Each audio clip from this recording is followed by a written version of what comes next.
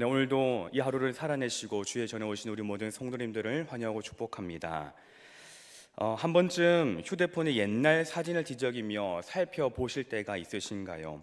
옛날 사진을 보시면서 이때는 이랬었지, 그때는 그랬었지, 그래, 이날은 이러한 일이 있었지 라는 생각에 잠겨 보기도 합니다. 이 사진은 그때 이런 일로 찍었던 사진이구나. 이 사진은 우리 교회 구역장 모임에서 갔던 사진이구나.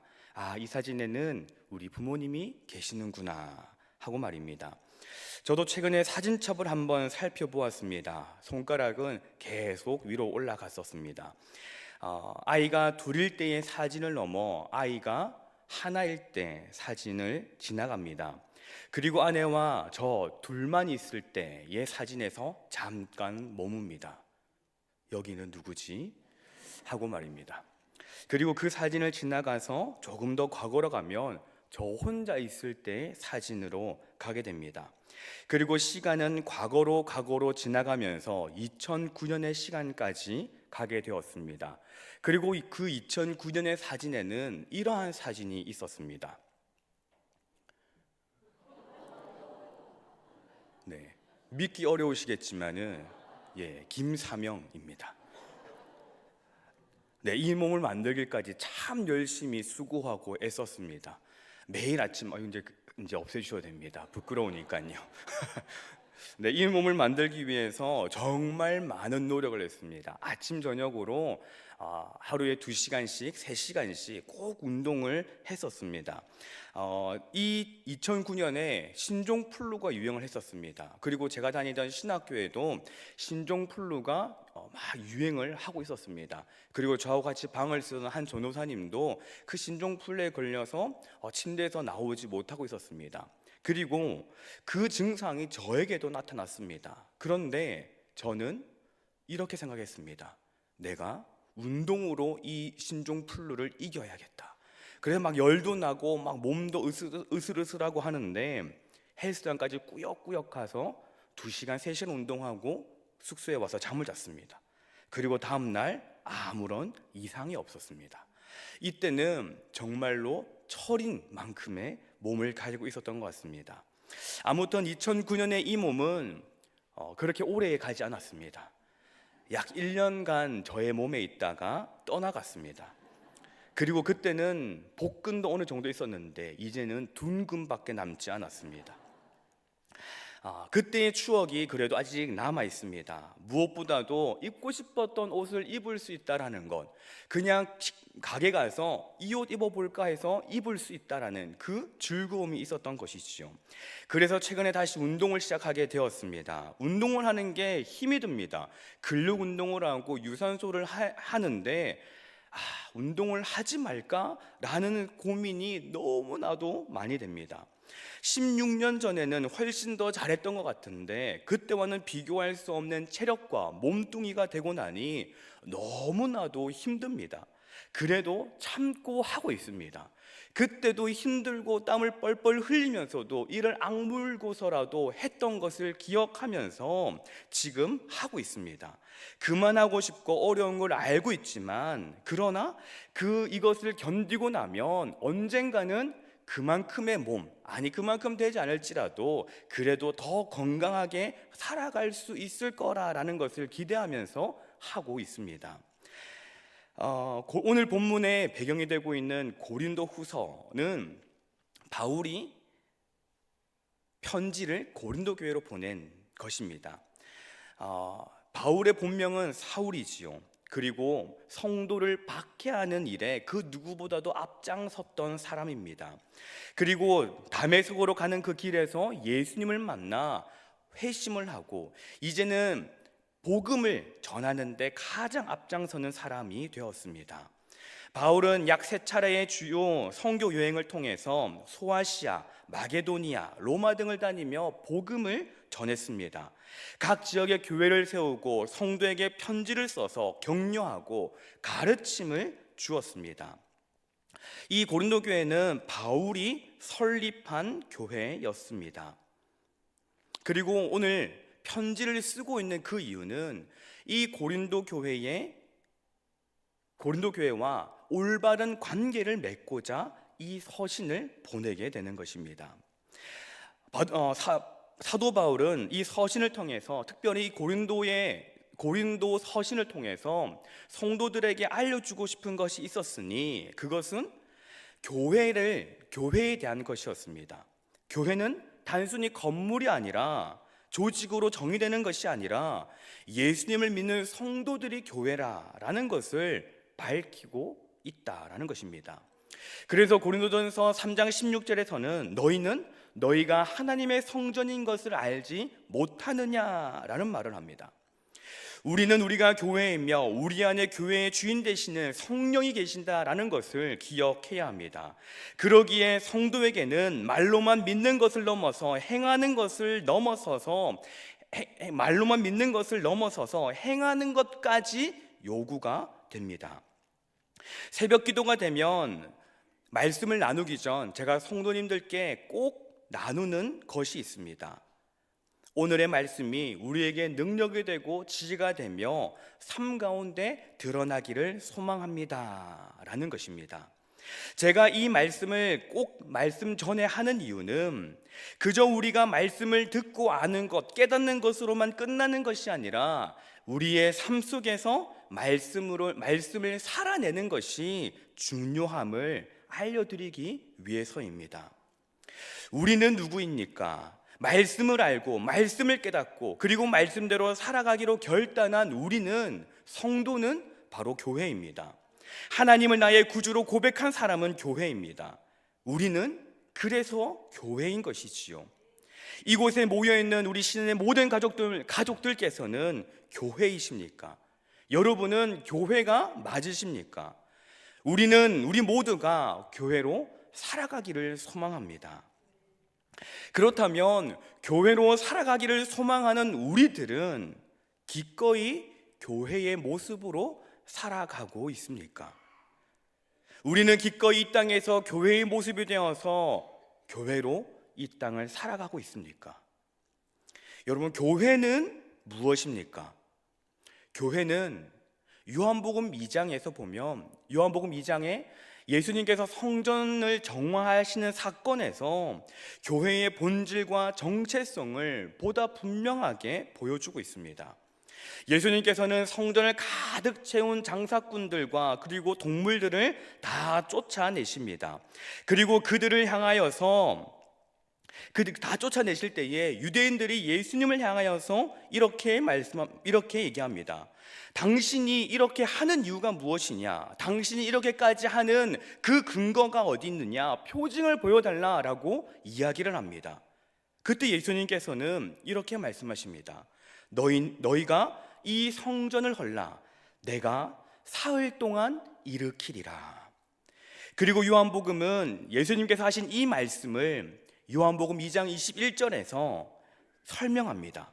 예수는 성전된 자기 육체를 가리켜 말씀하신 것이라. 아멘. 예수님께서 말씀하신 참된 교회는 그분의 고난과 죽음을 통한 완전한 속죄에 의해서 세워진다라는 것을 예표합니다.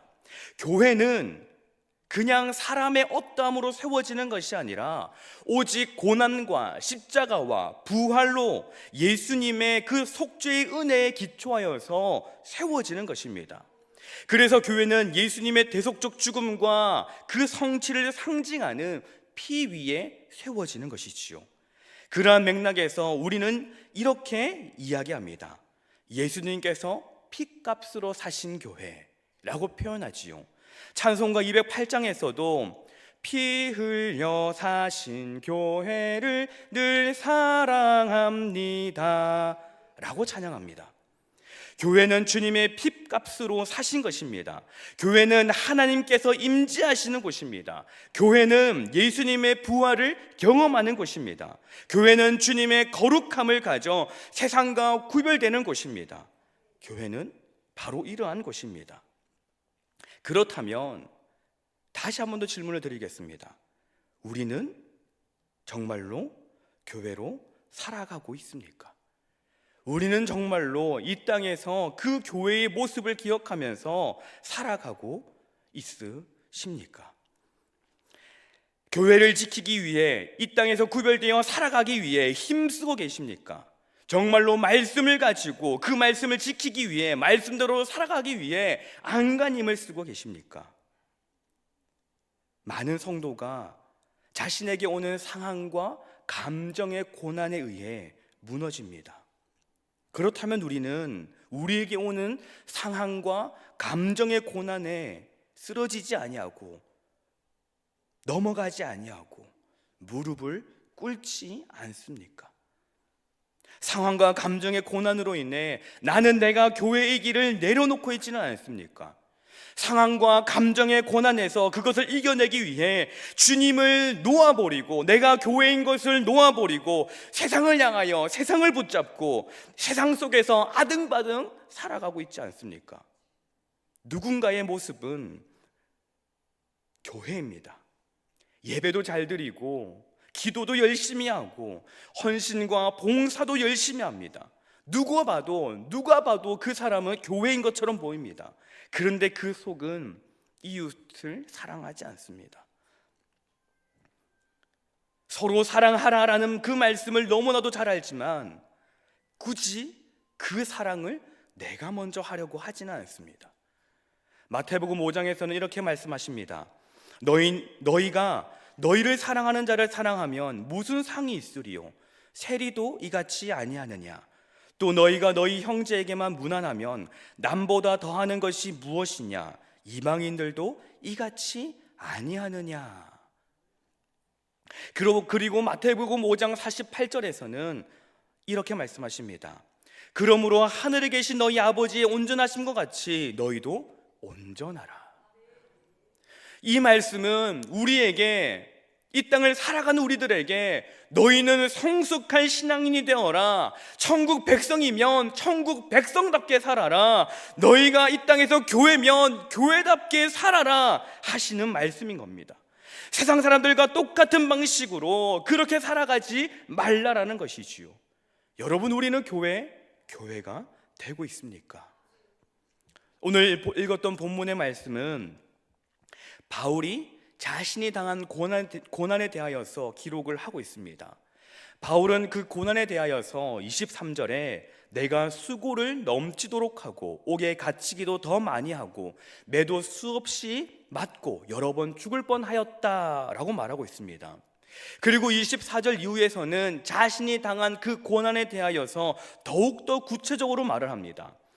바울이 감당했던 그 고난은 어떠한 고난이었을까요? 24절부터 27절까지의 말씀입니다. 유대인들에게 40에서 하나 감 한 매를 5번 맞았으며 3번 태장으로 맞고 1번 돌로 맞고 3번 파선하고 일주야를 깊은 바다에서 지냈으며 여러 번 여행하면서 강의 위험과 강도의 위험과 동족의 위험과 이방인의 위험과 시내의 위험과 광야의 위험과 바다의 위험과 거짓 형제 중의 위험을 당하고 또 수고하며 애쓰고 여러 번 자지 못하고 줄이며 목마르고 여러 번 굶고 춥고 헐벗었노라 라고 말합니다. 바울이 당한 그 고난이 어떠한 고난입니까? 매를 39대 5번이나 맞았습니다. 3번의 채찍질도 당했습니다. 돌에 맞았고 배를 타고 난파를 당한 것이 3번, 밤낮을 망망대해를 떠돌아다녔으며 이방인들과 심지어는 동족들에게까지도 위협을 받은 사람이 자신이다라고 말을 합니다. 바울의 그 모든 것을 보니 상황과 감정의 고난이 있지 않습니까? 바울의 그 인생에 상황과 감정의 고난이 멈추지 않냐고 계속 들어오는 것 같습니다. 바울의 이러한 것을 본다면 참으로 불행한 사람 같습니다. 어려운 일만 당하는 사람 같지요. 상황과 감정의 고난을 그 누구보다도 심하게 경험한 사람이 바울처럼 보입니다. 그런데 바울은 다른 사람들보다 더 억울하지 않겠습니까? 그렇지 않습니까? 23절에서 말하기를 내가 수고를 넘치도록 했다라고 말하고 있습니다. 바울이 말하는 그 수고는 어떠한 것일까요? 이것은 자신이 복음을 전하는 그 일을 말하고 있는 것입니다. 내가 복음을 전하는 것에 수고하였다라고 말합니다. 넘치도록 하였다라는 것이지요. 내가 복음을 전하는 것에 결코 후회함 없이 내 모든 것을 다 들여서라도 하나님을 전하는 것에 최선을 다했다라고 말을 하고 있는 것입니다. 그런데 그렇게 최선을 다한 자기에게 돌아온 것은 보상은커녕 고난뿐이었다라고 말합니다. 이쯤 되면 바울이 주님, 나 이제 주님 그만 믿겠습니다. 나한테 이런 상황과 감정의 고난을 이렇게 주시는데 주님, 나 이제 더 이상 못 믿겠습니다. 베드로도 있고 뭐 다른 사람들도 많고 주님, 다른 사람 좀 찾아보십시오. 원망과 불평, 하나님에 대한 불만을 토로해야 되지 않겠습니까? 그런데 여러분, 바울이 무엇이라고 말을 합니까? 우리 16절에서 17절까지의 말씀을 같이 한번 읽어보겠습니다. 16절, 17절, 18절 말씀입니다. 함께 읽겠습니다. 내가 다시 말하노니 누구든지 나를 어리석은 자로 여기지 말라. 만일 그러하더라도 내가 조금 자랑할 수 있도록 어리석은 자로 받으라. 내가 말하는 것은 주를 따라 하는 말이 아니오 오직 어리석은 자와 같이 기탄 없이 자랑하노라. 여러 사람이 육신을 따라 자랑하니 나도 자랑하겠노라. 아멘. 바울은요, 자신이 그렇게 당한 고난, 그 고난을 고난으로 끝내지 않았습니다. 이 말씀에서 고난을, 바울은 그 고난을 자랑으로 이야기합니다. 내 수고한 것이 외면받을 때에도, 내 상황과 감정에 고난이 닥칠 때에도 바울은 그것이 나의 자랑이라고 말합니다. 30절에서는 무엇이라고 말합니까? 내가 부득불 자랑할진대 내가 약한 것을 자랑하리라 라고 말하지요. 바울의 이 말은 내가 자랑을 해야 한다면 나의 약한 것을, 내가 지금까지 당한 복음으로 당한 모든 굴욕들을 자랑하겠노라라고 말을 하는 것입니다. 여러분, 바울의 이 모습이 교회이지 않습니까? 로마 시대 교회는 그 어떤 때보다도 처참한 핍박을 당했습니다. 그 어떤 때보다도 상황과 감정의 고난을 받았습니다. 그러나 그 시대의 교회들은, 그 시대의 교회로 살아가는 사람들은 그러한 것에 지지 아니하고 신앙과 믿음을 지켰습니다. 때로는 그것으로 인하여서 내 사랑하는 친구를 잃고 나의 가족을 잃고 심지어는 내 목숨까지도 잃을지언정 믿음과 신앙을 지켜갔습니다. 예수를 믿는다는 것은 교회가 세상에 지는 것이 아니지요. 교회가 사탄이 원하는 대로 하는 것이 아닙니다. 교회는 상황에 지지 않습니다. 교회는 감정에 지지 않습니다. 우리는 그런 것에 지지 않는 교회입니다. 그런데 우리는 어떠합니까? 우리를 상황과 감정이 주는 고난에서 우리는 어떻게 반응하고 있습니까? 언젠가부터 우리는, 저를 포함한 많은 성도들은 상황과 감정이 주는 고난에 너무 쉽게 반응하고 타협하고 넘어지고 쓰러지고 무릎을 꿇고 맙니다. 그런데 처음 신앙생활할 때, 처음 신앙과 믿음을 가졌을 때는 그렇지 않았습니다. 처음 하나님을 인격적으로 만나 내 안에 성령의 역사하심이 뜨거울 때 우리는 어떠했습니까? 세상이 우리를 집어삼키려고 하고 세상이 우리를 옥죄려고 할 때에도 우리는 굳게 믿음과 신앙을 지키겠노라고 결단하지 않았습니까? 당연히 그렇게 할 거라고, 그렇게 될 것이라고 생각하고 신앙을 시작하지 않으셨습니까?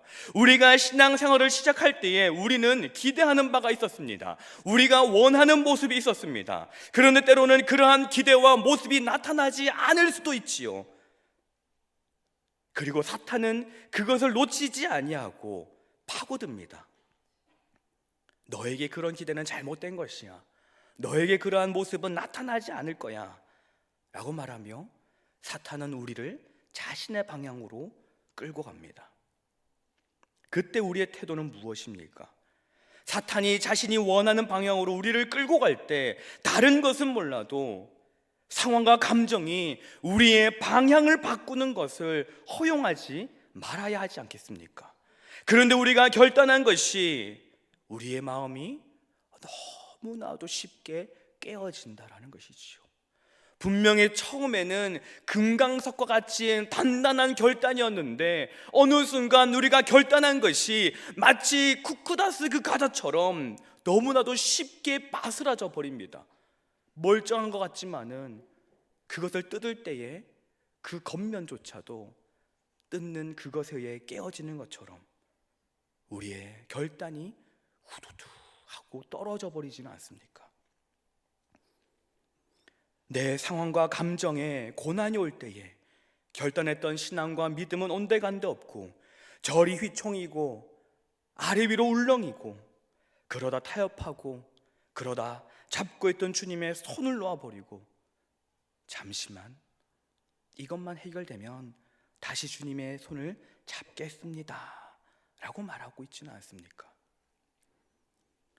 그런데 여러분, 우리가 이미 신앙생활을 시작할 때에는 그러한 것들이 우리에게 올 것이라는 것을 알고 있지 않으셨습니까? 우리가 가는 그 길에 상황과 감정의 고난이 올 것이라는 것을 우리는 알고 있지 않았습니까? 알고 있음에도 불구하고 우리는 기꺼이 그 길을 걸어가겠다고 한 것이 아닙니까? 우리가 걸어가야 할 그 길에, 믿음의 그 길에 꽃이 뿌려졌다라고 생각은 하지 않으셨지 않습니까? 주님은 우리에게 이렇게 말씀하십니다. 이 길을 가기로 한 우리에게 성경은 말합니다. 너희가 내 이름으로 말미암아 모든 사람에게 미움을 받을 것이다. 무릇 그리스도 예수 안에서 경건하게 살고자 하는 자는 박해를 받을 것이다 라고 말씀이시죠. 우리가 소망하는 천국에 가기까지 세상은 우리에게 끊임없이 환난을 줄 것이라고, 우리가 가는 그 길을 막아서고 방해할 것이라고, 어떻게 해서든 우리가 가는 그 길을 돌릴 것이라고 성경은 기록하고 있습니다. 우리가 이것을 알지 못하고 신앙생활을 시작하셨습니까?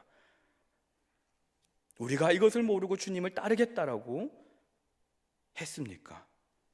주님을 따르는데 이 정도의 시련조차도 없을 것이라고 생각하셨습니까?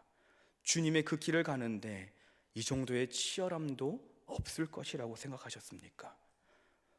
주님께서 너의 십자가를 지라 하셨을 때에 그것이 이러한 것인 줄 모르셨습니까? 주님 앞에 나와서 예배드리는 것, 그것을 무엇으로 생각하셨습니까? 일주일에 최소는 한 번, 많게는 대여섯 번 예배 자리에 나와 좋은 옷 입고 좋은 액세서리 하고 경건하게 예배드리고 돌아가서 일주일 내가 원하는 대로 사는 것이 신앙이고 믿음입니까? 경건하게 하나님 앞에서 예배를 드리고 아니면 경건한 척 예배드리고 세상 속에서는 내가 살고 싶은 대로 살고 말씀은 나의 환경에 맞추어서 해석하고 적용하고 싶은 대로 하며 사는 것이 신앙이고 믿음입니까?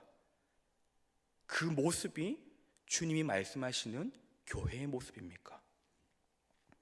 성경 속 교회, 칭찬받았던 교회 중에 그러한 교회가 어디에 있었습니까? 성경에서 칭찬받았던 교회 중에 자기들의 뜻대로 하고 싶은 대로 살았다, 그래서 칭찬을 받은 교회는 아무 교회도 없습니다. 성경에서 칭찬받은 교회는 철저하게 세상과 싸우고 상황과 감정이 주는 그 고난에서 싸워 이겨낸 교회였습니다. 내가 원하는 대로 내 뜻대로 살면서 본질이 아닌 것에 힘을 쏟고 경건은 모양만 남겨두고 경건한 척 하라고 하시는 말씀이 도대체 어디에 있습니까? 성경은 우리에게 너는 마음을 다하고 뜻을 다하고 힘을 다하여 내 하나님 여호와를 사랑하라라고 말씀하십니다. 그것이 교회입니다. 상황과 감정의 고난이 우리에게 올 때에 무너지고 흔들리고 울렁이는 그것이 교회가 아니라 그러한 고난 중에서도 더욱 하나님을 사랑하고 붙드는 것이 교회라는 것입니다. 우리가 주님을 따르기로 결정했고 성도가 되기로 결정했던 그 순간부터 세상은 우리를 물고 늘어질 것이라고 성경은 기록하고 있습니다. 주님을 따르는 그 길은 좁고 협착하다라고, 찾는 사람이 적다라고 하셨습니다. 우리는 그것을 알면서도 이 길을 가고 있지 않습니까? 결코 쉽지 않은 것을 알고 있으면서도 교회가 되기로 작정하신 것 아니신가요? 교회가 되겠다고 작정하셨으면서도 그 정도 각오도 안 하고 이 길을 시작하셨습니까? 교회인 성도 여러분, 우리는 다시 교회가 되어야 됩니다. 여전히 우리의 모습은 교회이지만 우리의 많은 것들이 무너져 있지 않습니까? 오늘의 말씀의 제목은 리처치입니다. 교회는 교회인데 무너진 교회의 모습을 회복하여 다시 교회가 되자라는 것입니다. 교회인 우리의 모습이 무너진 그대로 두고 있는 것이 아니라 그 길을 가는 것이, 교회가 되는 것이 힘겹지만 어렵지만 그러나 다시 굳건하여져서 다시 교회가 되어야 합니다. 교회가 되는 것이 쉽지 않습니다. 그러나 하기로 했다면 각오하고 가야 되지 않겠습니까? 세상에 끌려갈 때도 있고 아주 지칠 때도 있지만은 그러나 결코 뒤돌아보지 말아야 하지 않겠습니까? 교회인 신현가족 여러분, 교회인 여러분, 이 세상에 지지 맙시다. 상황과 감정의 고난에 지지 맙시다. 그래서 우리 다시 교회가 됩시다. 그렇게 살다 보면요, 너덜너덜해질 것입니다. 세상 속에서 살아가는 우리들은 너덜너덜해질 것입니다. 말씀대로 살아가고 믿음으로 살아가고 신앙으로 살아가고 주님을 따르겠노라고 교회가 되기 위해서 살아가다 보면은 이 세상의 온갖 것들로 인해서 우리는 너덜너덜해진 모습이 될 겁니다. 그러면 그때 교회에 오는 것이죠. 몸된 주님의 몸된 교회에 와서 주위를 둘러보는 겁니다. 그러면 나만 너덜너덜해진 것이 아니라 저기 저 집사님도 그랬구나, 저기 저 권사님도 그렇게 너덜너덜해졌구나, 그렇게 주님 앞에 기도하고 있구나 라는 것을 보면서 우리가 내가 교회인 것을 위로받는 것입니다. 2025년 새해가 되면서 많은 목표와 다짐들이 있으실 것입니다. 그러나 그 많은 목표와 다짐들 중에 가장 위에는 리처치, 다시 교회가 되는 것, 그것을 결단하셔야 합니다. 우리 안에 무너진 교회를 다시 세우고 내 삶에 무너진 교회를 다시 세우며 하나님과 이웃을 향해 무너진 교회를 다시 세워 교회가 되고 소망이 되는 모든 신의 가족들이 되시기를 소망합니다. 교회가 되는 것 결코 쉽지 않습니다. 말씀드린 것처럼 한 주를 살고 나면요 너덜너덜해질 것입니다. 그러나 우리는 이 가족들이 있기에, 공동체가 있기에 그래도 할 수 있습니다. 그 교회가 되는 과정에 기꺼이 함께하는 저와 여러분이 되기를 간절히 소망합니다. 우리 함께 이 시간 찬양을 하나 불렀으면 좋겠습니다. 2025년이 되면서 우리 함께 부르고 있는 결단의 찬양, 너는 교회가 되어라 라는 찬양입니다. 이 찬양에서 말하기를 너는 교회가 되어라, 너는 소망이 되어라 라고 말합니다. 우리는 교회가 되고 소망이 되어야 됩니다. 주님의 꿈이 무너져 내린 그 성벽에 죽어있는 마른 뼈들을 다시 살리는 교회가 되어야 할 것입니다. 우리 함께 찬양할 때에 찬양의 가사를 묵상하며 함께 찬양하며 나아가시겠습니다.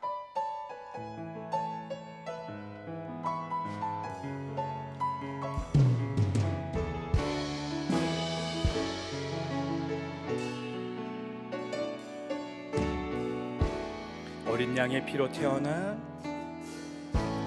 어린 양의 피로 태어난 예수의 심장으로 숨쉬며 생명의 말씀으로 자라나 너는 존귀한 주님의 몸, 그분의 마음과 시선으로, 그분의 마음과 시선으로 길 잃어버린 세대를 위해, 길 잃어버린 세대 위해 복음으로 타오르는 가슴 안고 어두운 세상에 주로서 너는 교회가 되어라 소망이 되어라 사랑스런 주의 신부 너는 주님의 꿈 무너져 내린 성벽 죽어있는 마른 뼈들 다시 하나로 이어져 성령의 생기로 살아나리라. 교회여 주의 손과 발되어 교회여 주의 손과 발되어 섬기며 나누는 것 하나님 나라 이루어지리라.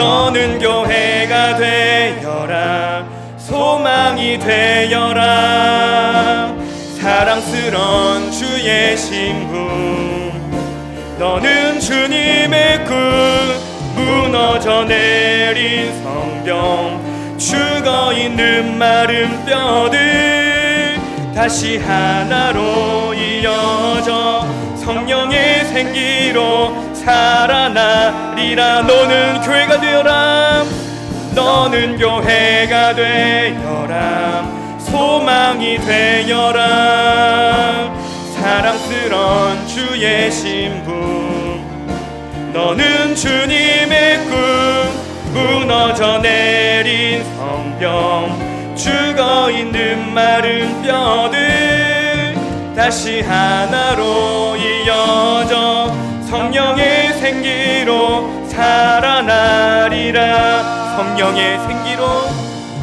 성령의 생기로 살아나리라. 우리 시대의 가족 여러분, 우리는 2025년 다시 교회가 됩시다. 우리가 다시 교회가 되어 소망이 되어서 이 세상을 환히 비추는 주님의 교회가 되기를 간절히 소망합니다. 기도하겠습니다. 사랑과 은혜가 풍성하신 하나님 아버지 감사합니다. 오늘 하루도 열심히 살아내고 이 저녁 시간 주님의 전에 나와 주님을 예배하게 하시니 참으로 감사드립니다. 주님, 우리는 교회입니다. 그런데 어느 순간 무너진 교회가 되어버렸습니다. 굳게 결단했던 것들은 사라져버리고 세상으로부터 오는 상황과 감정이 주는 고난에 흔들려버리고 맙니다. 주님, 그러한 우리를 다시 기억하여 주시사 주님, 다시 우리가 교회가 되게 하여 주시옵소서. 무너진 것을 보수하고 다시 세워져서 세상을 향하여 소망이 되는 그러한 교회가 되게 하여 주시옵소서. 그리하여 2025년 우리 시전교회가 모든 성도들이 참 교회가 되어 이 땅을 밝히고 소망이 되게 하여 주시옵소서. 감사드리며 우리 주 예수 그리스도의 이름으로 기도드립니다. 아멘.